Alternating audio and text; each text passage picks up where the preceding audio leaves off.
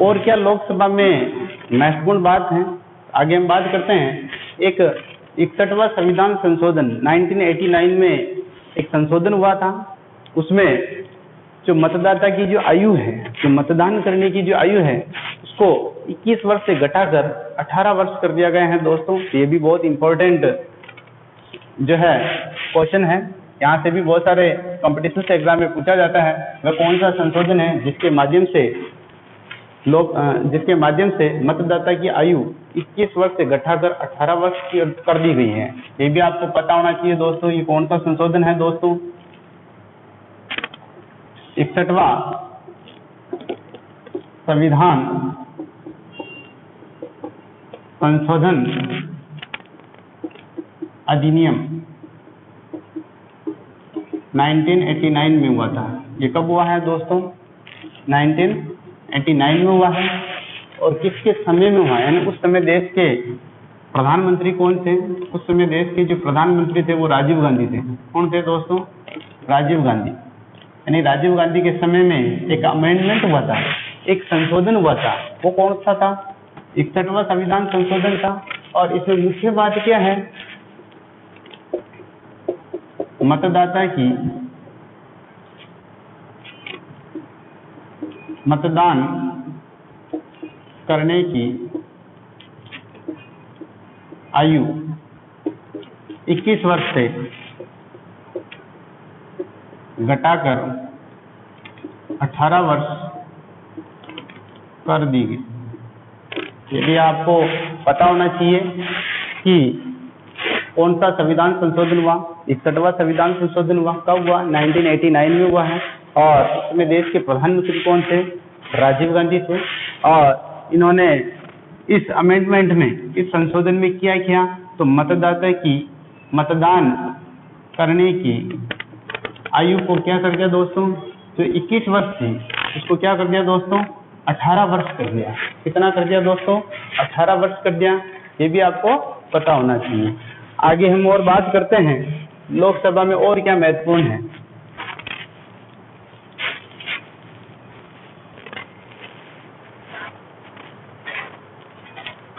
लोकसभा के अंदर एक 95वां संविधान संशोधन हुआ दोस्तों। 95वां संविधान संशोधन अधिनियम, एक 95वां संविधान संशोधन अधिनियम जो है पारित किया गया था। उसमें क्या महत्वपूर्ण बात है उसके बारे में हम बात करते हैं कि ये जो 95वां संविधान संशोधन है ये आरक्षण से संबंधित है। किससे संबंधित है दोस्तों? आरक्षण से संबंधित है। देखो दोस्तों, एक बात और बता देना चाहता हूँ, संसद के जो दो सदन हैं, राज्यसभा और लोकसभा, राज्यसभा में आरक्षण जैसा कोई प्रावधान नहीं है। राज्यसभा में क्या नहीं है दोस्तों? आरक्षण जैसा कोई प्रावधान नहीं है। जबकि लोकसभा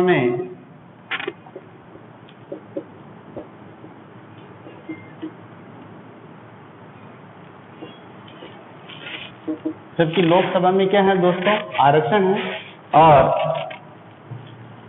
संविधान के आर्टिकल 330 और आर्टिकल 331 में क्या बात की गई है? अनुच्छेद 330 में अनुसूचित जाति, यानी लोकसभा के अंदर अनुच्छेद 330 के अंतर्गत अनुसूचित जाति की कितनी सीटें हैं दोस्तों? 84, 84 सीटें जो है रिजर्व हैं। उसी प्रकार आर्टिकल 331 में अनुसूचित जनजाति, इनकी कितनी सीटें हैं दोस्तों? 47, 46 सीटें हैं। और अनुसूचित जाति की कितनी है? 84 है। अनुसूचित जनजाति की कितनी है दोस्तों? 47 है। तो ये भी आपको पता होना चाहिए कि कौन कौन सी सीटें लोकसभा में आरक्षित हैं। और शुरू में जो ये आरक्षण जो है ये इनको जो आरक्षण है वो 10 वर्षों के लिए मिला था। कितने वर्षों के लिए मिला था दोस्तों? 10 वर्षों के लिए मिला था। लेकिन धीरे धीरे इसमें संशोधन के माध्यम से, किसके माध्यम से दोस्तों? संशोधन के माध्यम से इसको 2020 कर रखा था। 2020 के बाद में इसे पुनः एक बार और संशोधन करके पुनः इसको 10 वर्ष के लिए बढ़ा दिया जाएगा। ये संशोधन वाला मामला जो है चलता जाएगा और इनको जो सीटों का जो आरक्षण है आगे से आगे बढ़ता जाएगा। आर्टिकल जो 331 है उसमें एक बात और आती है दोस्तों, अनुच्छेद 331 के अंदर मैंने आपको बताया था राष्ट्रपति 2 सदस्यों को क्या करता है? लोकसभा में मनोनीत करता है। वो मनोनीत जो है 2 सदस्यों को क्या करते हैं दोस्तों? मनोनीत करते हैं, जिसे हम एंग्लो इंडियन कहते हैं। तो अगर राष्ट्रपति को ऐसा ज्ञात होता है कि हमारे लोकसभा में एंग्लो इंडियन सदस्य निर्वाचित होकर नहीं है, तो ऐसी स्थिति में 2 एंग्लो इंडियन सदस्यों को क्या करता है दोस्तों? राष्ट्रपति क्या करता है दोस्तों? मनोनीत करता है। क्या करता है दोस्तों? मनोनीत करता है। तो ये बात भी किस में है दोस्तों? अनुच्छेद 331 के अंदर है। चलो आगे हम बात करते हैं। ये तो था दोस्तों आरक्षण से संबंधित। आगे हम बात करते हैं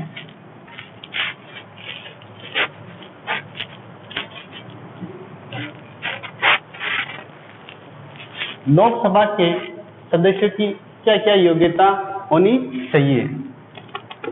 लोकसभा के सदस्यों की योग्यता, यानी अगर कोई सदस्य लोकसभा का सदस्य बन रहा है तो उसकी क्या योग्यता होनी चाहिए। तो सबसे पहले क्या होता है? भारत का नागरिक होना चाहिए। पहली शर्त क्या है दोस्तों? कि जो भी कैंडिडेट खड़ा हो रहा है वो क्या होना चाहिए? भारत का नागरिक होना चाहिए। दूसरा बहुत ही महत्वपूर्ण है दोस्तों, बहुत सारे कंपटीशन एग्जाम में भी ये पूछा जाता है कि लोकसभा सदस्य की बनने की क्या क्या योग्यताएं होती है और उसकी आयु के बारे में बहुत सारे कंपटीशन से एग्जाम में पूछा गया है। आयु इसकी कितनी होती है दोस्तों? 25 वर्ष। कितनी होती है दोस्तों? 25 वर्ष। हमने राज्यसभा में अध्ययन किया था, उसमें राज्यसभा में अगर कोई सदस्य बनना चाहता है तो उसकी आयु कितनी चाहिए दोस्तों? मैंने आपको बताया था। राज्यसभा में कितनी होती है उसकी आयु? 30 वर्ष होती है। लेकिन लोकसभा में कितनी है उसकी आयु? 25 वर्ष है। ये भी बहुत सारे कंपटीशन से एग्जाम में पूछा जाता है कि प्रधानमंत्री बनने के लिए न्यूनतम आयु कितनी चाहिए दोस्तों? 25 वर्ष। ठीक है, आगे हम बात करते हैं तीसरी शर्त क्या है इसकी दोस्तों। तो तीसरी शर्त है संसद द्वारा जो भी निर्देश जारी करता है उसमें ये होना चाहिए। तो संसद द्वारा जो निर्देश जारी किया जाता है उसमें वो पारंगत होना चाहिए। तो ये तीनों थी लोकसभा सदस्य की क्या थी दोस्तों? योग्यता थी। आगे हम बात करते हैं लोकसभा की गणपूर्ति के बारे में बात करेंगे।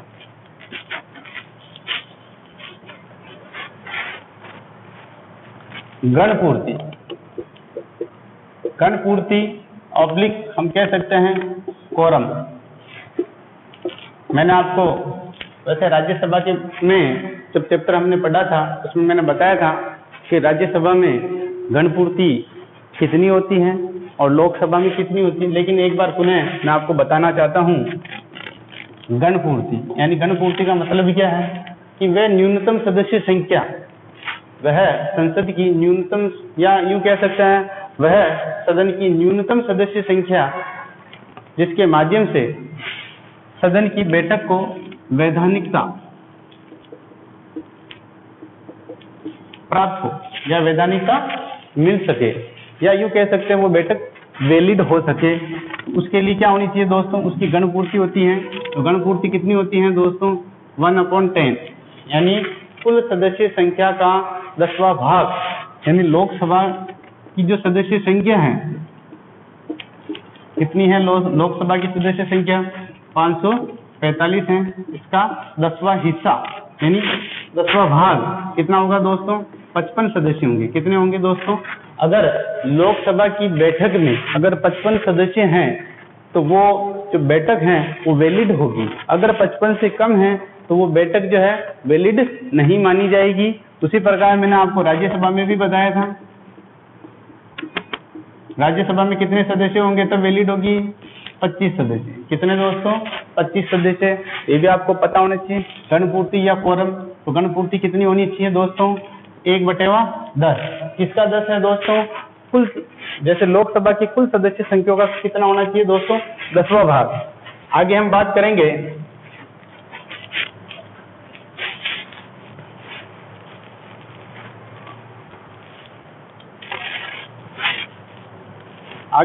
करेंगे इसमें और कौन कौन से संशोधन हो रखे हैं। एक 84वां संविधान संशोधन और हुआ है। कौन सा हुआ दोस्तों? 84वां संविधान संशोधन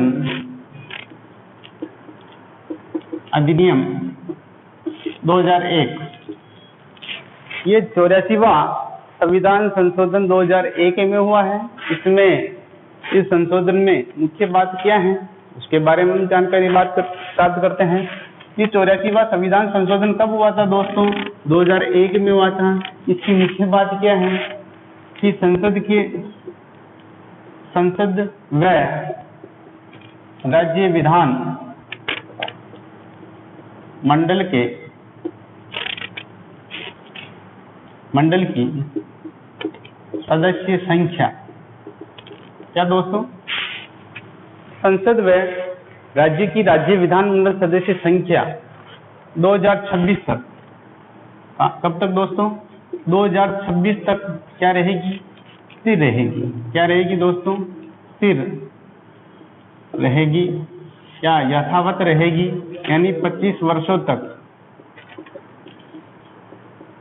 इनके सदस्य जो है परिवर्तन नहीं हो सकते हैं। ये भी बहुत सारे कॉम्पिटिशन एग्जाम में पूछा जाता है कि कौन सा संविधान संशोधन के माध्यम से संसद व राज्य विधानमंडल के सदस्य की संख्या स्थिर की गई है। तो कौन सा संविधान संशोधन है? 84वां संविधान संशोधन है। और कब हुआ? 2001 में हुआ था।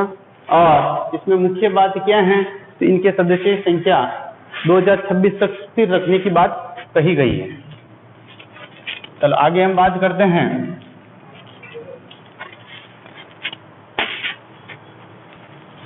लोकसभा में जो बहुमत दल का नेता होता है उसको प्रधानमंत्री नियुक्त किया जाता है। यानी ऐसा संविधान में कहीं लिखा हुआ नहीं है कि बहुमत दल के नेता को ही प्रधानमंत्री जो है नियुक्त किया जाएगा। लेकिन ये हमारे देश की क्या है? एक परंपरा है। परंपरा के आधार पर ये बात कही जा सकती है। तो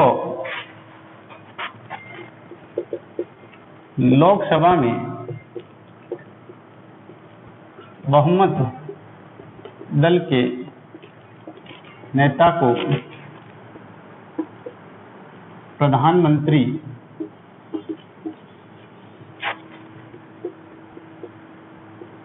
नियुक्त किया जाता है। यानी तो लोकसभा में जो बहुमत दल का नेता होता है वो क्या बनता है दोस्तों? प्रधानमंत्री बनता है। क्या बनता है दोस्तों? प्रधानमंत्री बनता है। ये भी हमें पता होना चाहिए। ऐसा संविधान के किसी अनुच्छेद में नहीं लिखा हुआ है, लेकिन एक परंपरा है, इसके आधार पर ये बात कही गई है। तो इसका मतलब आपको ये भी पता हो गया होगा कि प्रधानमंत्री नियुक्त होते हैं ना कि निर्वाचित। ये भी हमें पता होना चाहिए कि जो प्रधानमंत्री जो है वो क्या होते हैं दोस्तों? नियुक्त होते हैं। क्या होते हैं? नियुक्त होते हैं, निर्वाचित नहीं होते हैं। ये भी बहुत सारे कंपटीशन से एग्जाम में पूछा जाता है, क्या प्रधानमंत्री नियुक्त होता है या निर्वाचित होता है?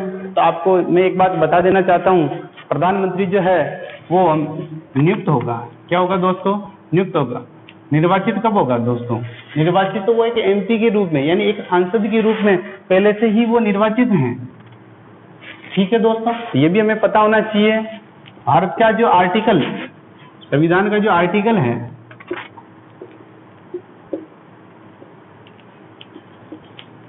75 के एक यानी 75 अनुच्छेद जो 75 है उसमें जो पहला भाग है उसमें ये बात कह रखी है कि राष्ट्रपति द्वारा, किसके द्वारा दोस्तों, राष्ट्रपति द्वारा प्रधानमंत्री की नियुक्ति, यानी राष्ट्रपति प्रधानमंत्री को क्या करता है दोस्तों, नियुक्त करता है, ना कि निर्वाचित करता है।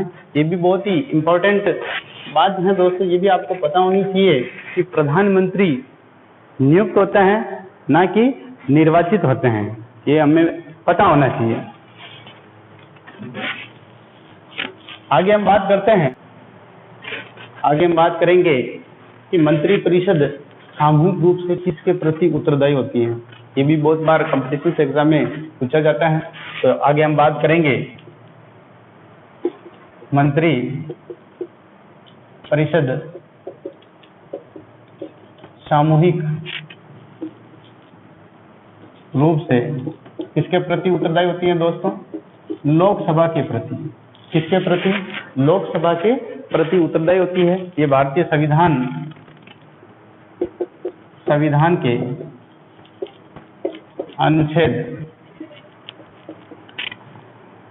75(3) में ये बात कर रखी है, यानी अनुच्छेद 75 के भाग 3 में ये बात उल्लेखित है कि मंत्रिपरिषद सामूहिक रूप से किसके प्रति उत्तरदायी होगी दोस्तों, लोकसभा के प्रति उत्तरदायी होगी।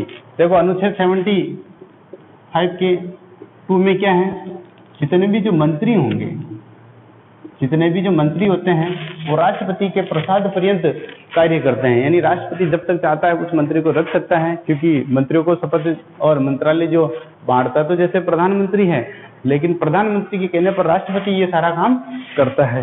इसलिए जितने भी जो मंत्री हैं राष्ट्रपति के प्रसाद पर्यंत रहते हैं। ये भी आपको पता होना चाहिए कौन सा संशोधन, ये कौन सा अनुच्छेद है, अनुच्छेद 75(2) में ये बात उल्लेखित है कि जितने भी मंत्री हैं वो राष्ट्रपति के प्रसाद पर्यंत उत्तरदायी होते हैं। ये भी अपने को पता होना चाहिए। अब हम बात करते हैं कि लोकसभा में और महत्वपूर्ण क्या है। लोकसभा में जो महत्वपूर्ण है उसकी हम बात करेंगे।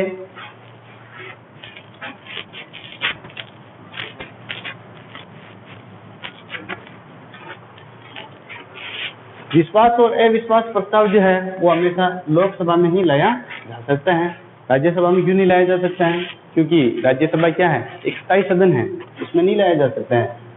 जबकि लोकसभा क्या है, एक अस्थायी सदन है, यानी इसको 5 वर्ष के लिए चुना जाता है।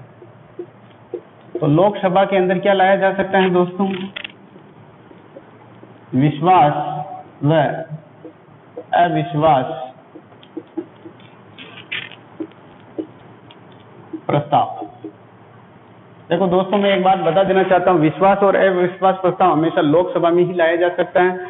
अब एक बात और मैं बता देना चाहता हूँ, विश्वास प्रस्ताव कौन लेके आता है, तो विश्वास प्रस्ताव तो सरकार लेके आती है। कौन लेके आती है दोस्तों, सरकार। और अविश्वास प्रस्ताव कौन लेके आता है दोस्तों, तो इसको लेके आता है विपक्ष। कौन लेके आता है दोस्तों, विपक्ष, यानी लोकसभा के 50%, या यूं कह सकते हैं आधे सदस्य, यानी लोकसभा के निर्वाचित 50% सदस्य, यानी अगर 100 है, यानी 100 है, 100 में से अगर 51 सदस्य ये प्रस्ताव लेके आ जाते हैं तो वो अविश्वास प्रस्ताव होता है। तो ये आपको पता हो गया, विश्वास प्रस्ताव तो सरकार लेके आती है, अविश्वास प्रस्ताव कौन लेके आता है, विपक्ष लेके आता है। और लोकसभा में उसके निर्वाचित सदस्य 50% सदस्य जो होते हैं वो लेके आते हैं। हमारे देश में विश्वास प्रस्ताव अब तक 27 बार लाया जा चुका है। कितनी बार दोस्तों, 27 बार अविश्वास प्रस्ताव लाया जा चुका है।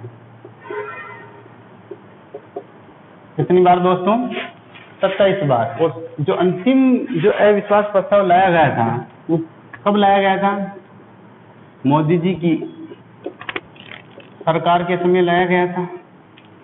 टीडीपी, तेलुगु देशम पार्टी आंध्र प्रदेश के द्वारा अविश्वास प्रस्ताव लाया गया था। तो अंतिम बार कब लाया गया था? मोदी सरकार के समय लाया गया था। और कौन लेके आया? टीडीपी यानी तेलुगु देशम पार्टी जो है आंध्र प्रदेश की, उसके द्वारा लाया गया था। और अब तक कितनी बार लाया जा चुका है? 27 बार लाया जा चुका है, ये भी हमें पता होना चाहिए। आगे हम महत्वपूर्ण बात करते हैं। 27 में से जो 15 बार जो अविश्वास प्रस्ताव लाया गया था, वो किसके समय में लाया गया था? इंदिरा गांधी के समय में। यानी इंदिरा गांधी के समय जो अविश्वास प्रस्ताव जो लाया था, वो कितनी बार लाया था दोस्तों? 15 बार। यानी इंदिरा गांधी के समय में 15 बार अविश्वास प्रस्ताव लाया गया था। और एक बात और मैं बता देना चाहता हूँ, सबसे पहले अविश्वास प्रस्ताव कब लाया गया था, ये भी हम बात कर लेते हैं। पहला अविश्वास प्रस्ताव 1963 में अविश्वास प्रस्ताव लाया गया था। तो ये भी हमें पता होना चाहिए। विश्वास प्रस्ताव कौन लेके आता है? सरकार लेके आती है। अविश्वास प्रस्ताव कौन लेके आता है? विपक्ष लेके आता है। ये भी हमें पता होना चाहिए। अब तक कितने अविश्वास प्रस्ताव आए जा चुके हैं? 27 बार लाया जा चुका है। और इंदिरा गांधी के समय में 15 बार अविश्वास प्रस्ताव लाया जा चुका है। अंतिम बार जो 27वां जो था अविश्वास प्रस्ताव, टीडीपी तेलुगु देशम पार्टी के द्वारा अविश्वास प्रस्ताव लाया गया था। ये भी हमें पता होना चाहिए। आगे हम बात करते हैं लोकसभा में सदस्यों की जमानत राशि। यानी अगर कोई लोकसभा सदस्य जो चुनाव लड़ता है, उसको 1/6 ये मतदान प्राप्त करने होते हैं। अगर ये 1/6 मतदान प्राप्त नहीं करता है, ऐसी परिस्थिति में उसकी जो जमानत राशि होती है, क्योंकि चुनाव से पहले एक सिक्योरिटी फंड जमा होता है, वो जमानत राशि क्या हो जाती है दोस्तों? जब्त हो जाती है। तो ये भी हमें पता होना चाहिए। जमानत राशि को बचाने के लिए 1/6 जो है मत उसको प्राप्त होना जरूरी है। आगे हम बात करेंगे, एक संशोधन हुआ था, एक 91वां संविधान संशोधन अधिनियम हुआ था। उसमें ये एक बात कही गई है कि मंत्री परिषद में मंत्रियों की जो संख्या है उसको निश्चित कर दी गई है। तो ये भी हमें पता होना चाहिए कि ये कौन सा अमेंडमेंट है? 91वां संविधान संशोधन है। संविधान संशोधन यानी 91वां जो संविधान संशोधन हुआ है, उसमें क्या बात कही गई है कि जो मंत्री परिषद में मंत्रियों की संख्या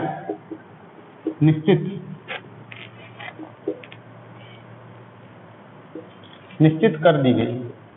यानी एक 91वां संविधान संशोधन हुआ, उसमें मंत्री परिषद में मंत्रियों की क्या कर दी गई है? मंत्रियों की संख्या निश्चित कर दी गई है। और वो निश्चित प्रधानमंत्री सहित कर रखी है। यानी पीएम सहित 15% होगी। कितनी होगी दोस्तों? 15%। ये हम यूं कह सकते हैं, 91वां संविधान संशोधन के तहत मंत्री परिषद यानी लोकसभा की कुल सदस्य संख्या का 15%, यानी लोकसभा की कुल सदस्य संख्या का कितना होगा दोस्तों? 15%। किसका? लोकसभा की कुल सदस्य संख्या का 15% पीएम से। यानी अब जितने भी मंत्री होंगे वो लोकसभा के कितने होंगे? कुल सदस्य संख्या का 15% ही क्या बनेंगे दोस्तों? मंत्री बनेंगे। ये भी हमें पता होना चाहिए। आगे हम बात करते हैं, तो ये 91वां संविधान संशोधन था। ये भी बहुत ही इंपॉर्टेंट क्वेश्चन है, ये भी एग्जाम की दृष्टि से महत्वपूर्ण है। आगे हम बात करेंगे संयुक्त अधिवेशन की, यानी संसद का संयुक्त अधिवेशन। संसद का संयुक्त अधिवेशन, यानी भारतीय संविधान में अनुच्छेद 108 यानी संयुक्त अधिवेशन का प्रावधान कौन से अनुच्छेद में किया गया है? तो भारतीय संविधान के अनुच्छेद 108 में कौन सा संविधान संशोधन है, सॉरी कौन सा अनुच्छेद है? 108वां जो अनुच्छेद है उसमें ये बात कह रखी है संयुक्त अधिवेशन की। किसकी बात कह रखी है? संयुक्त अधिवेशन।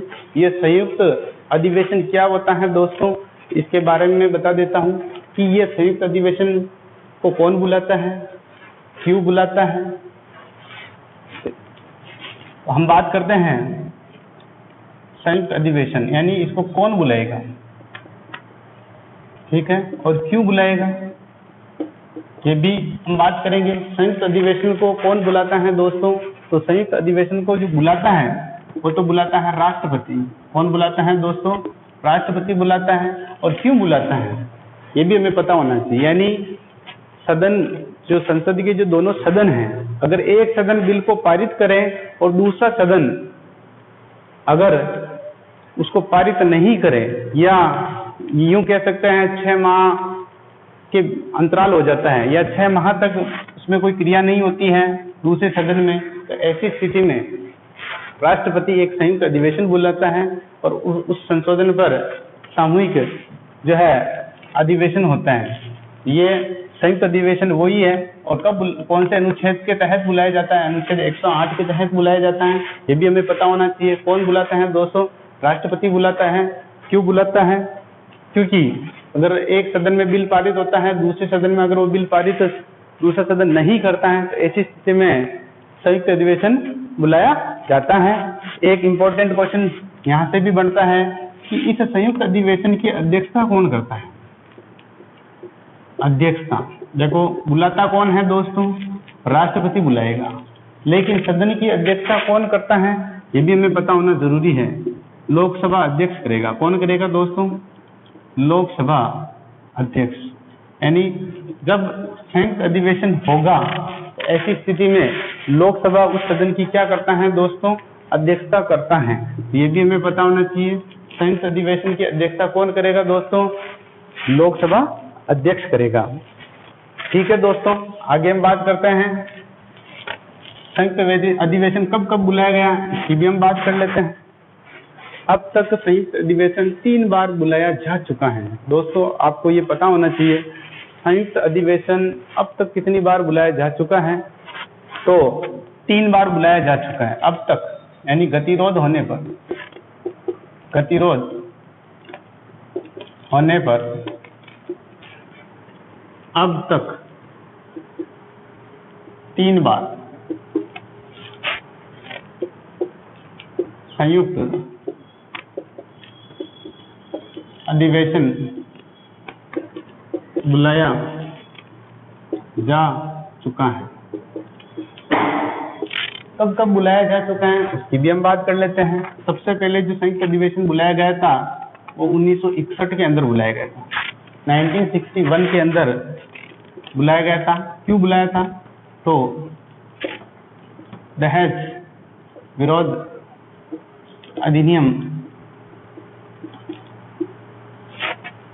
एक दहेज विरोध अधिनियम जो बन रहा था, एक कानून बन रहा था, उस समय संयुक्त अधिवेशन बुलाया गया था। उस समय देश के प्रधानमंत्री कौन थे? पंडित नेहरू। कौन थे दोस्तों? पंडित जो नेहरू हैं, जवाहरलाल नेहरू है, वो देश के प्रधानमंत्री थे उस समय। दूसरी बार कब बुलाया दोस्तों? दूसरी बार 1978 के अंदर बुलाया। कब बुलाया दोस्तों? 1978 में बुलाया गया। किस लिए बुलाया? बैंकिंग सेवा अधिनियम। बैंकिंग सेवा यानी बैंकिंग सेवा अधिनियम जो बन रहा था उस समय में ये संयुक्त अधिवेशन बुलाया गया था। उस समय देश के प्रधानमंत्री कौन थे? मोरारजी देसाई। कौन थे दोस्तों? मोरारजी देसाई के समय में दूसरा संयुक्त अधिवेशन बुलाया गया था। तीसरा संयुक्त अधिवेशन कब बुलाया गया ये भी हमें पता होना चाहिए। 2002 में। कब बुलाया गया दोस्तों? 2002 में बुलाया गया था। क्यों बुलाया गया था? एक पोटा कानून बना दोस्तों। कौन सा? पोटा कानून, जिसको बोलते हैं आतंकवाद विरोधी अधिनियम। आतंकवाद विरोधी अधिनियम। ठीक है दोस्तों, कोटा कानून के समय में ये संयुक्त अधिवेशन बुलाया था। उस समय देश के प्रधानमंत्री कौन थे? अटल जी। उस समय अटल बिहारी वाजपेयी जो थे वो देश के क्या थे? प्रधानमंत्री थे। यानी संयुक्त अधिवेशन अब तक 3 बार हो चुके हैं।